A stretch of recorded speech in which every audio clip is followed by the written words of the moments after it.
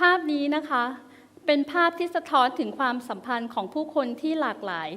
ที่ต่างศาสนานะคะเป็นความสัมพันธ์ที่ทุกคนเห็นแล้วก็จะรู้สึกได้ว่ามันสวยงามนะคะแต่ภาพนี้สะท้อนอะไรบางอย่างที่เรามองไม่เห็นมันถูกบดบังและก็ซ่อนเร้นอยู่นะคะคนภายนอกไม่สามารถที่จะมองเห็นมันได้เลยค่ะเราเองนะคะก็มาจากพื้นที่ที่เป็นพื้นที่ที่มีชาวพุทธและมุสลิมครึ่งต่อครึ่งเหมือนกับภาพนี้เลยอะค่ะเมื่อตอนที่เราอยู่ในหมู่บ้านที่อำเภอสะบ้าย้อยจังหวัดสงขลานะคะซึ่งเป็นพื้นที่ชายแดนที่ติดอยู่กับประเทศมาเลเซียค่ะคนในหมู่บ้านก็จะพูดภาษามลายูเราพูดภาษามลายูไม่ได้เราก็เลยถูกหัวเราะค่ะแต่เมื่อเรามาเรียนที่สงขลาเราเป็นมุสลิมที่พูดได้แล้วเมื่อเรามาอยู่ที่กรุงเทพเราสามารถพูดภาษากลางได้ชัดเราก็เลยไม่มีปัญหาเมื่อตอนที่อยู่กรุงเทพเลยแต่เป็นครั้งแรกนะคะที่เราได้รู้จักเพื่อนชาว3จังหวัดชายแดนภาคใต้ที่มาจากจังหวัดนราธิวาสยะลาแล้วก็ปัตตานีเพื่อนชาว3จังหวัดของเราค่ะไม่สามารถพูดภาษากลางได้ชัดโดยเฉพาะตัวสะกดแม่กบแล้วก็แม่กดตอนนั้นเราก็หัวเราะแล้วก็ล้อเลียนโดยที่เราไม่รู้เลยค่ะว่าเพื่อนๆพี่ๆที่เรารู้จักเขารู้สึกยังไงบ้างแล้วเมื่อเรานั่งรถป้ายนราธิวาสนะคะล่าสุดที่ผ่านมาเลยเรานั่งรถป้ายนราธิวาสมาที่กรุงเทพอะค่ะเราถูกตั้งคำถามว่าพกระเบิดมาด้วยไหมเป็นโจรใต้ปลอมตัวมาหรือเปล่าแล้วงานที่เราทำอยู่ในตอนนี้นะคะเราก็จะถูกกล่าวหาว่าเราเป็นนักสิทธิโจรใต้นั่นก็เป็นเพราะว่าในพื้นที่3จังหวัดชายแดนภาคใต้อะค่ะมีผู้คนที่เสียชีวิตมากกว่า 7,000 คนมีผู้ได้รับบาดเจ็บมากกว่า 20,000 คนแต่สังคมเราตัวเราเองไม่เคยมองให้ลึกลงไปกว่าภาพความรุนแรงที่เห็นเลยค่ะว่าเหตุผลที่เขาทำไมเขาเลือกใช้ความรุนแรงเขาทำไปทำไมเพราะอะไรนั่นก็เป็นสาเหตุหนึ่งนะคะที่ทำให้รัฐบาลนะคะต้องใช้งบประมาณจำนวนมากที่มาจากภาษีของพวกเราทุกคนที่อยู่ในที่นี้หรือว่าภาษีจากคนทั่วประเทศเลยไปกว่า 5.1 ล้านบาทในระยะเวลา19 ปีเพื่อพยายามที่จะแก้ปัญหาความไม่สงบในที่นั่นนะคะเราเป็นผู้ก่อตั้งกลุ่มด้วยใจกับครอบครัวค่ะมาตั้งแต่ปี 2553 งานของกลุ่มด้วยใจนะคะเป็นงานในการรณรงค์เรื่องสิทธิมนุษยชนและก็กระบวนการสันติภาพในจังหวัดชายแดนภาคใต้เราทำงานเรื่องของการติดตามการละเมิดสิทธิมนุษยชนแล้วก็การรณรงค์ส่งเสริมเรื่องกระบวนการสันติภาพงานของเราทำงานกับผู้เสียหายที่ถูกละเมิดสิทธิมนุษยชนนะคะแล้วเราให้ความช่วยเหลือผู้เสียหายที่เป็นเด็กผู้หญิงผู้ได้รับผลกระทบจากการถูกทรมานนอกจากนี้นะคะเราก็ยังมีการวิจัยไม่ว่าจะเป็นเรื่องของการกลับคืนสู่สังคมของกองกำลังติดอาวุธในจังหวัดชายแดนภาคใต้เปรียบเทียบกับประเทศฟิลิปปินส์และก็อินโดนีเซีย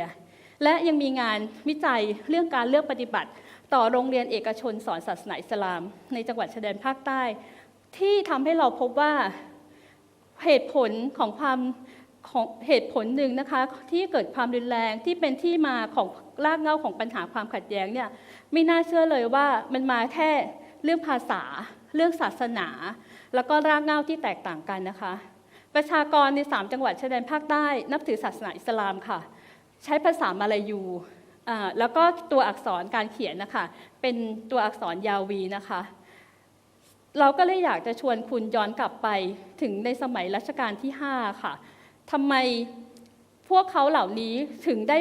ถูกกระทำหรือว่าถูกปฏิบัติด้วยการถูกมองเป็นเฉลยศึกหรือถูกมองเป็นผู้ใต้ปกครองในสมัยรัชกาลที่5นะคะมีการลงนามระหว่างรัฐบาลสยามในสมัยนั้นกับประเทศอังกฤษนะคะที่เปลี่ยนแปลงการปกครองจากประเทศอิสระหรือปาตานีไปสู่การเป็นผู้ใต้ปกครองแล้วก็นำการเรียนรู้การสอนหนังสือด้วยภาษาไทยมาแทนที่การเรียนการสอนด้วยวิถีอิสลามแล้วก็ด้วยนโยบายการปกครองในสมัยนั้นนะคะที่กดขี่แล้วก็ทำให้เกิดการเลือกปฏิบัติขึ้นมานะคะโดยเฉพาะในสมัยจอมพลป.พิบูลสงครามเกิดนโยบายรัฐนิยม12ประการทำให้พวกเขาถูกบังคับให้พูดภาษาไทยให้แต่งกายด้วยแบบไทยนิยมถ้าเกิดการต่อต้านหรือเจรจาต่อรองเขาก็จะถูกขู่ฆ่าถูกสังหารมันไม่ใช่แค่คนคนเดียวค่ะที่ถูกสังหารแต่เป็น10คนทุกอำเภอ และนั่นก็ทำให้เกิดคนคนหนึ่งขึ้นมาเพื่อเป็นตัวแทนในการเจรจาต่อรองด้วยแนวทางสันติวิธีนะคะคือฮัจญีสุหลงเด็ดโตมีนานะคะซึ่งฮัจญีสุหลงเป็นตัวแทนของชาวมาลายูมุสลิมในสมัยนั้นนะคะเรียกร้องข้อเสนอ7ประการให้กับรัฐบาลแต่สิ่งที่เขาได้รับกลับคืนมาก็คือการถูกกล่าวหาการถูกจับกุมแล้วก็การถูกคุมขังเขาถูกคุมขังเป็นระยะเวลาหนึ่งนะคะพอเขาได้รับการปล่อยตัวมาเขาก็เลยถูกทรมานแล้วก็อุ้มหายในทะเลสาบสงขลาและนั่นก็ทำให้คนกลุ่มหนึ่งเลือกแนวทางในการใช้ความรุนแรงเพื่อแบ่งแยกดินแดนหรือเรียกร้องดินแดนของเขากลับคืนมาและก็กลายเป็นการเหมารวมชาวมาลายูมุสลิมเป็นกบฏในความหมายของรัฐไทยปัญหานี้นะคะก็สืบเนื่องมาจนถึงปัจจุบันเลยค่ะชีวิตประจำวันของพวกเราทุกคนนะคะที่อยู่กรุงเทพอาจจะเจอด่านแค่บางวันไม่ได้ทุกวันอาจจะเจอด่านกลางคืนบางถนนแต่ใน3จังหวัดชายแดนภาคใต้นะคะถนนทุกถนนจะต้องมีด่านถนนเพชรเกษมจะต้องมีด่านถนนในตัวเมืองจะต้องมีด่านถนนในหมู่บ้านก็จะต้องมีด่านเรามีด่านกว่า 2,000 ด่านถ้าเราไปจังหวัดปัตตานีนะคะจากอำเภอสะบ้าย้อยเราต้องผ่าน10ด่านค่ะเวลาที่เราผ่านด่านเราจะต้องถูกถ่ายรูปบัตรประชาชนพร้อมกับรถแล้วก็ใบหน้าของเราถ้าเป็นเยาวชนชายหรือคนที่นุ่งสโลงใส่กะปิย้อเขาก็จะต้องถูกตรวจดินเอถูกเก็บดินเอนะคะเพื่อจะบันทึกในข้อมูลของราชการนะคะว่าอัตลักษณ์ของคุณคือใครหรือบางครั้งเขาจะถูกตั้งคำถามจากเจ้าหน้าที่ค่ะว่าจะไปวางระเบิดที่ไหนเพราะว่าเพียงแค่ความต่างเรื่องภาษาที่พูดเพราะว่าเรื่องศาสนาที่เขานับถือแล้วก็การแต่งกายประเทศไทยก็เลยมีกฎหมายพิเศษที่มาใช้บังคับในพื้นที่จังหวัดชายแดนภาคใต้มากเลยค่ะกฎอัยการศึกพระราชกำหนดการบริหารราชการในสถานการณ์ฉุกเฉินพระราชบัญญัติความมั่นคงภายในราชอาณาจักรคุณสามารถที่จะถูกจับกุมและควบคุมตัวเป็นเวลา37วันโดยปราศจากหมายจับไม่มีพยานหลักฐานใดๆและคุณอาจจะถูกควบคุมตัวในเรือนจำอีก84วันรวมแล้วคุณจะขาดอิสรภาพถึง123วันโดยที่ไม่ต้องถูกตั้งข้อกล่าวหาได้จากการทำงานของกลุ่มได้ใจนะคะ 10,000 กว่าคนในระยะเวลา19ปีที่ถูกควบคุมตัวด้วยกฎหมายพิเศษนี้ค่ะแต่การถูกควบคุมตัวนั้นนะคะอาจจะไม่ได้เลวร้ายเท่ากับสิ่งที่เขาเจอตอนที่อยู่ในค่ายสิ่งที่เขาเจอคืออะไรการลุกนั่ง 2,000 ครั้งการช็อตด้วยไฟฟ้าการบังคับให้เปลือยกายต่อหน้าคนการถูกใส่ในถังน้ำแข็งการที่มีปืนมาจ่อที่หัวของคุณแล้วก็คุณจะได้ยินเสียงคลิกคลิกคลิกแล้วก็เสียงนั้นนะคะมันจะติดแน่นอยู่ในหัวของคุณตลอดชีวิตความรู้สึกที่คุณกำลังจะใกล้ความตายอีกนิดเดียวบางคนกลับออกมานะคะไม่สามารถที่จะใช้ชีวิตได้เหมือนเดิมอีกต่อไปไม่สามารถออกจากบ้านได้อีกเลยไม่สามารถพบผู้คนได้อีกเลยและบางคนนะคะออกมาจากค่ายโดยปราศจากลมหายใจเช่นคุณสุไลมานเนซาคุณอับดุลลาฮิดอเลาะแล้วก็คุณอับดุลเลาะอิซอมูซอ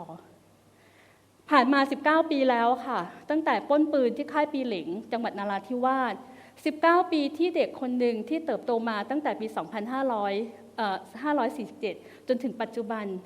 เติบโตมาในสิ่งแวดล้อมที่มีแต่ความรุนแรงทั้งทางกายภาพแล้วก็ทางด้านจิตใจเติบโตมาพร้อมกับเสียงปืนเสียงระเบิดเติบโตมากับความรู้สึกโดดเดี่ยวสิ้นหวังแล้วก็ไร้หวังสิ่งเหล่านี้ค่ะแท้จริงแล้วมันคือการเลือกปฏิบัติที่ทำให้ชาวมาลายูมุสลิมในประเทศไทยเกิดความรู้สึกไม่ใช่ไทยเกิดความรู้สึกเป็นพลเมืองชั้นสองเราเคยตั้งคำถามถึงเรื่องของความรู้สึกนี้ด้วยนะคะว่าเพราะอะไรเพราะทำไมแต่จริงๆแล้วค่ะสิ่งเหล่านี้ที่เราเจอนะคะมันทำให้เกิดความรู้สึกที่ว่าคนบางส่วนนะคะหมดใจกับประเทศไทยแล้วก็เลือกใช้แนวทางหนึ่งค่ะ เลือกใช้แนวทางความรุนแรงเกิดเป็นกองกำลังติดอาวุธนะคะแล้วก็บดใจไปกับการปฏิบัติที่ตอบโต้ด้วยความรุนแรงจากรัฐบาลไทยมาแล้วที่สำคัญนะคะความหมดใจนี้มันก็เกิดมาจากสายตาของทุกคนที่มองมาที่เขาไม่ได้มองมาด้วยความรู้สึกเห็นอกเห็นใจต่อชาวมาลายูมุสลิมเลยไม่ได้มองมาด้วยความรู้สึกเข้าใจในความเป็นมาลายูมุสลิมที่อยู่ในประเทศไทยเลยหากเราจะเปลี่ยนแปลงสิ่งเหล่านี้ให้ได้นะคะอย่างแรกเลยกฎหมายที่มีอยู่ที่ทำให้เกิดการเลือกปฏิบัติกฎหมายที่มีอยู่ที่ส่งเสริมให้เกิดการเลือกปฏิบัติเนี่ยเราก็ต้องยกเลิกไปอย่างที่สองนะคะง่ายๆเลยเรามองเห็นความเป็นคนเหมือนกับเขาถ้าหากว่าเราอยากให้มนุษย์ด้วยกันปฏิบัติต่อมนุษย์อย่างไร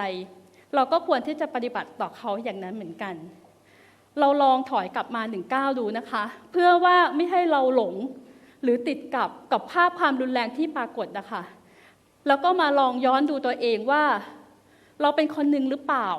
ที่เป็นส่วนหนึ่งของการเลือกปฏิบัติเหมือนกับตอนที่เรามาเรียนที่กรุงเทพใหม่ๆที่เราหัวเราะเพื่อนชาวมาลายูมุสลิมเราก็อยากจะขอโทษว่าในวันนั้นด้วยความไม่รู้ของเราก็ปฏิบัติต่อเขาเช่นที่คนอื่นปฏิบัติต่อเขาในตอนนี้เหมือนกันหรือทุกคนก็สามารถที่จะกลับมาสำรวจตัวเองได้นะคะแล้วก็สิ่งที่สำคัญนะคะว่าถ้าเราไม่มี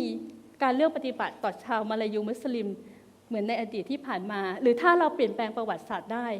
เราไม่มีการเลือกปฏิบัติมาตั้งแต่ต้นในอนาคตหรือในปัจจุบันนี้สิ่งที่เราเห็นอาจจะเปลี่ยนแปลงอาจจะเห็นประวัติศาสตร์ปัตตานีเปลี่ยนแปลงได้ก็ได้หรือเราอาจจะเห็นสังคมไทยที่เปลี่ยนแปลงไปก็ได้ค่ะ